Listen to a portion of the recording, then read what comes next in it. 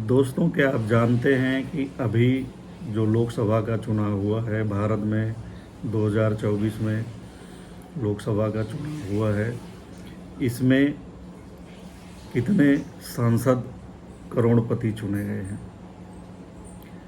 तो इस चुनाव में, लोकसभा चुनाव में जो विजयी सांसद हैं उनमें से 93% उम्मीदवार करोड़पति हैं, 93%। एसोसिएशन ऑफ डेमोक्रेटिक रिफॉर्म्स, जिसे एडीआर कहा जाता है, अपनी रिपोर्ट में खुलासा किया है कि 2024 के लोकसभा चुनाव में जो प्रत्याशी विजयी हुए हैं उनमें से 93% करोड़पति हैं। पिछले आम चुनाव में यह आंकड़ा 88% था। इस बार 543 उम्मीदवारों में से 504 नवनिर्वाचित सांसद करोड़पति हैं। इसका मतलब क्या है? इसका मतलब है कि चुनाव लड़ना आम आदमी के बूते की बात नहीं है। आम आदमी के बूते से बाहर है चुनाव लड़ना। चुनाव लड़ने की प्रक्रिया इतनी खर्चीली हो गई है कि आम आदमी इसमें भाग नहीं ले सकता। आम आदमी इसके बारे में सोच भी नहीं सकता। साथ ही एक सवाल यह भी उठता है कि यदि चुनाव लड़ना इतना महंगा है और करोड़पति ही लड़ सकते हैं तो कोई राजनीति में क्यों आना चाहता है? इतना खर्च करके उसे क्या मिलता है? क्या केवल समाज में सम्मान के लिए कोई इतना निवेश करेगा? रुतबा हासिल करने के लिए कोई इतना पैसा क्यों खर्च करेगा?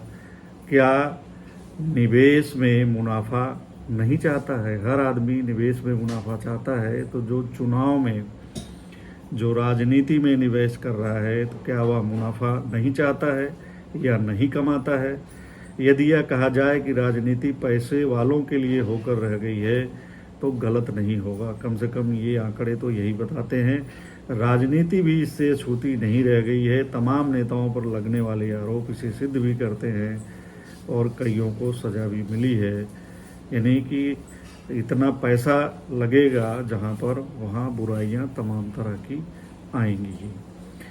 एडीआर की रिपोर्ट के अनुसार 3 सबसे अमीर उम्मीदवारों में आंध्र प्रदेश के गुंटूर से तेलुगु देशम पार्टी के चंद्रशेखर पेम्मासानी, तेलंगाना के चेवेल्ला से भाजपा के कोंडा विश्वेश्वर रेड्डी और हरियाणा के कुरुक्षेत्र से भाजपा के नवीन जिंदल हैं, जो सबसे ज़्यादा पैसे वाले हैं। पेम्मासानी, रेड्डी और जिंदल की कुल संपत्ति क्रमशः 5,705 करोड़, 4,568 करोड़ और 1,241 करोड़ रुपए है। एडीआर की रिपोर्ट के अनुसार 543 विजयी उम्मीदवारों में से 504 करोड़पति हैं। 2019 में यह आंकड़ा 475 यानी 88% था और 2014 के लोकसभा चुनाव में 443 यानी 82% था। वहीं 2009 में करोड़पति सांसदों की संख्या 315 यानी 58% थी। 24 आते आते लगभग दुगने हो गए। 2019 के बाद से यह सिलसिला लगातार बढ़ रहा है, यानी करोड़पति सांसदों का जीतने का सिलसिला बढ़ता जा रहा है। रिपोर्ट में कहा गया है कि 2024 के लोकसभा चुनाव में करोड़पति उम्मीदवार के जीतने की संभावना 19.6% रही, जबकि 1 करोड़ से कम संपत्ति वाले उम्मीदवारों के लिए यह संभावना मात्र 0.7% रही। सबसे ज़्यादा करोड़पति सांसद भाजपा के जीते हैं।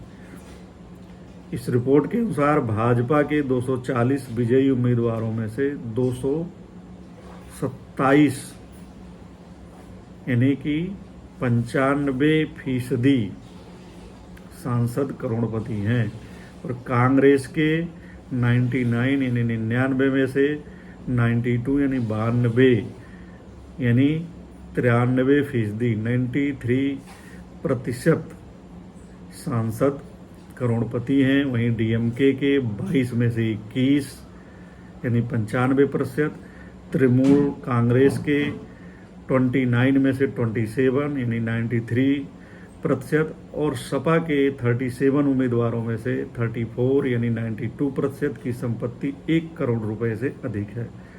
आम आदमी पार्टी के 3, जदयू के 12 और तेलुगु देशम पार्टी के 16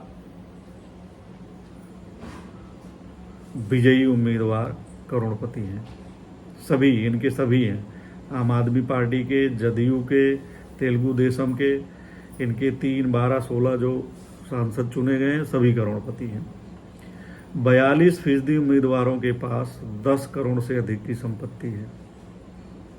जो जीते हुए हैं 42% से अधिक के पास 10 करोड़ से अधिक संपत्ति है। आंकड़ों से पता चला है कि 42% उम्मीदवारों के पास 10 करोड़ रुपए या उससे अधिक की संपत्ति है।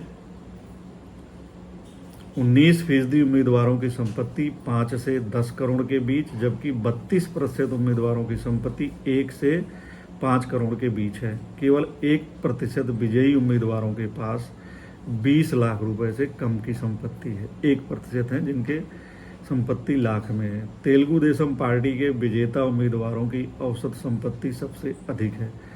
तेलुगु देशम पार्टी के विजेता उम्मीदवारों की औसत संपत्ति 442.26 करोड़ रुपए है, जबकि भाजपा 50.04 करोड़, डीएमके 31.22 करोड़, कांग्रेस 22.93 करोड़, तृणमूल कांग्रेस 17.98 करोड़ और सपा 15.24 करोड़ रुपए है।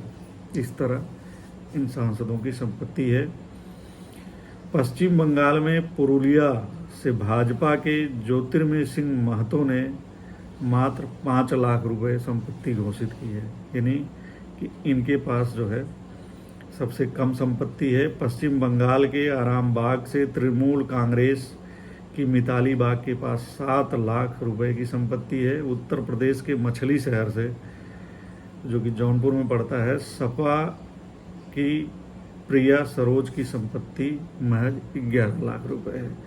तो ये 3 सांसद ऐसे हैं जिनके पास 5, 7 और 11 लाख रुपए की संपत्ति है, बाकी करोड़पति हैं। और कुछ ऐसे सांसद हैं जिन पे कर्ज ज़्यादा है, देनदारियां ज़्यादा हैं। इसमें तेलुगु देशम पार्टी के पेम्मासानी जो कि करोड़पति हैं, लेकिन उनकी देनदारी 1038 करोड़ रुपए से अधिक की है। वो सूची में मतलब शीर्ष पर हैं, सबसे ज़्यादा कर्जदार वही सांसद हैं। और तमिलनाडु के आरकोनम से डीएमके के यस जगत राचगन पर 649 करोड़ रुपए और आंध्र प्रदेश के नेल्लोर से तेलुगु देशम के प्रभाकर रेड्डी बेमरेड्डी पर 197 करोड़ रुपए की देनदारियां हैं, यानी कि ये इनके पास कर्जे हैं जो इनको देना है। तो आम आदमी के लिए नीतियां बनाने वाले जो सांसद हैं, जो जनप्रतिनिधि हैं, उनमें से 93% करोड़पति हैं। अब देखना होगा कि ये करोड़पति लोग मिलके अपनी नीतियां करोड़पतियों के लिए बनाते हैं या लखपतियों के लिए बनाते हैं या गरीबों के लिए बनाते हैं। ये देखने वाली बात होगी।